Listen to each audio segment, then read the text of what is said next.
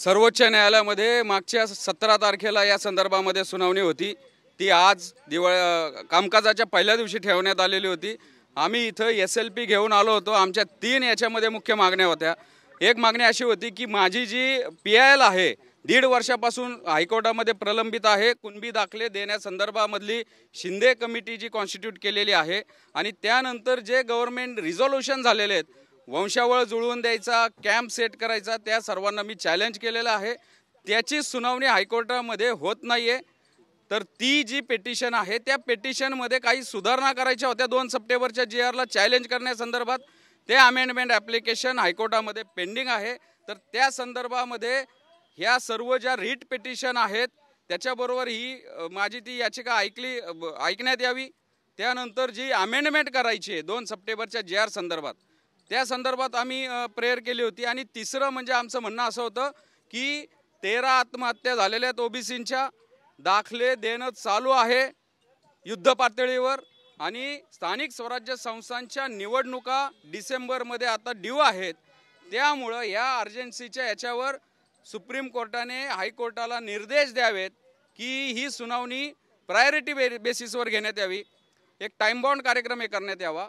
आमच्या ज्या 2 प्रेयर होत्या त्या कोर्टाने मान्य केल्यात। 18 नोव्हेंबरला जी आमची PIL होती ती PIL बाकीच्या याचिकांबरोबर ऐकली जाईल। अमेंडमेंट संदर्भामध्ये पण तशी ऑर्डर झालेली आहे।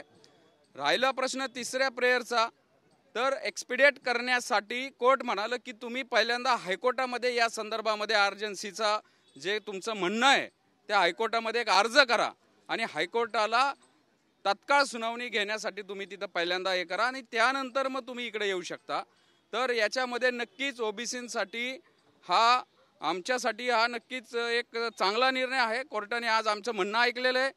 एक्सपिडिशनसाठी पहिल्यांदा हायकोर्टात अर्ज करण्यासाठी सुद्धा सांगितलेलं आहे। त्याच्यामुळं नक्कीच ही लढाई आम्ही हायकोर्टामध्ये पण जिंकू। सुप्रीम कोर्टात हायकोर्टामध्ये आम्हाला जर इंटरिम स्टे नाही मिळाला, कारण 18 तारखेला राज्य सरकारचं प्रतिज्ञापत्र सादर होणार आहे, त्यावर युक्तिवाद होईल आणि 18 तारखेला आम्ही परत एकदा इंटरिमसाठी प्रेस करू।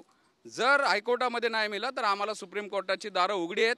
आणि सर्वात महत्त्वाचं, आज सुप्रीम कोर्टामध्ये काही जणांनी चुकीच्या बातम्या इथं दिलेल्या असतील की आज या 2 सप्टेंबरच्या GRवर स्टे आणण्यात यावा, इंटरिम काहीतरी रिलीफ द्यावा, अशा प्रकारचा युक्तिवाद झालेला नाही। अशा प्रकारची आमची मागणी नव्हती। आमची मागणी फक्त एक होती की हायकोर्टामध्ये 2 सप्टेंबरच्या GR संदर्भात ज्या प्रलंबित रीट पिटिशन आहेत त्या एक्सपिडेटली ऐकाव्या, तात्काळ ऐकाव्या। या संदर्भात सुप्रीम कोर्टाने सांगितलं की पहिल्यांदा तुम्ही हायकोर्टामध्ये या संदर्भात अर्ज करा आणि त्यानंतर मग तुम्ही आमच्याकडे येऊ शकता।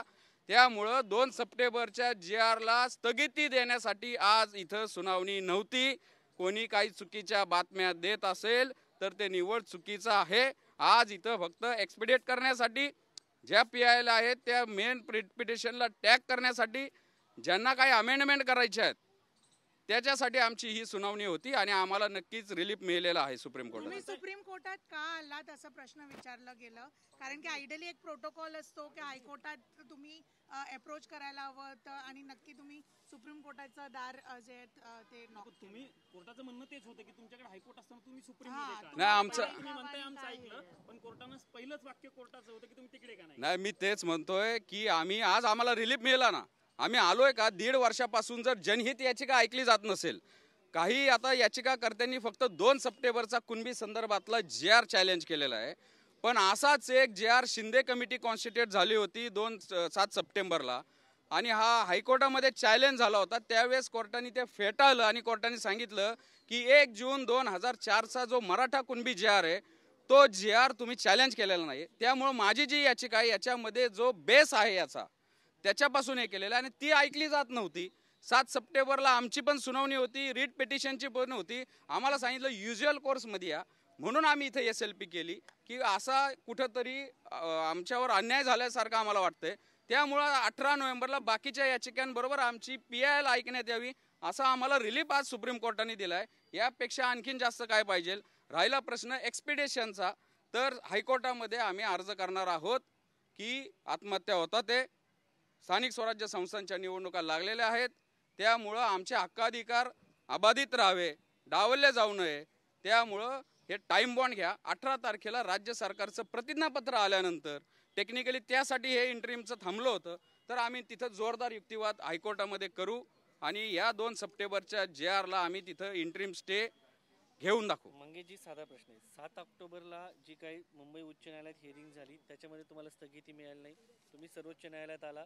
सर्वोच्च न्यायालयामध्ये तुमची मागणी होती की या सगळ्या संदर्भामध्ये मुंबई उच्च न्यायालयामध्ये टाइम बाउंड हिअरिंग व्हावी. याच्या संदर्भात तुमची याचिका होती.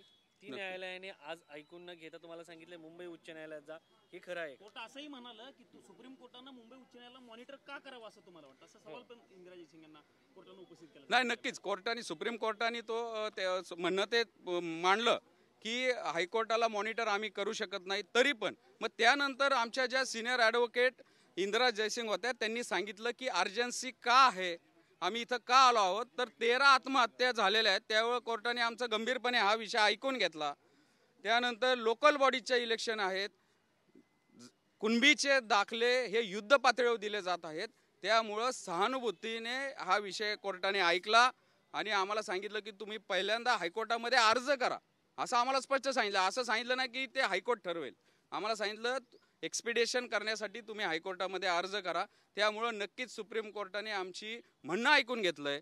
जरी एक्सपिडेशन आम्ही जो अर्ज केला आणि तो जर अर्ज फेटाळला तर आम्हाला पुन्हा सुप्रीम कोर्टाची दारं आहेत. आम्ही इथं आलो होतो. मुंबई हायकोर्टामध्ये न्याय मिळेल तुम्हाला? नाही, नक्कीच मिळेल. 18 नोव्हेंबरला मागच्या तारखेला 7 सप्टेंबरला पहिली वर्किंग डे होता, म्हणजे पहिली तारीख होती आणि एक्स पार्टी ऑर्डर सहसा न्यायालयीन प्रक्रियेमध्ये होत नाही. राज्य सरकारचं म्हणणं 18 तारखेला येईल त्याच्यावर, कारण हिअरिंग ऑलरेडी मेरिटवर चालू झालेली आहे आणि त्यावेळेस मग नक्कीच डिटेलमध्ये हिअरिंग होईल आणि आम्ही इंटरिमला आम्ही प्रेस करू.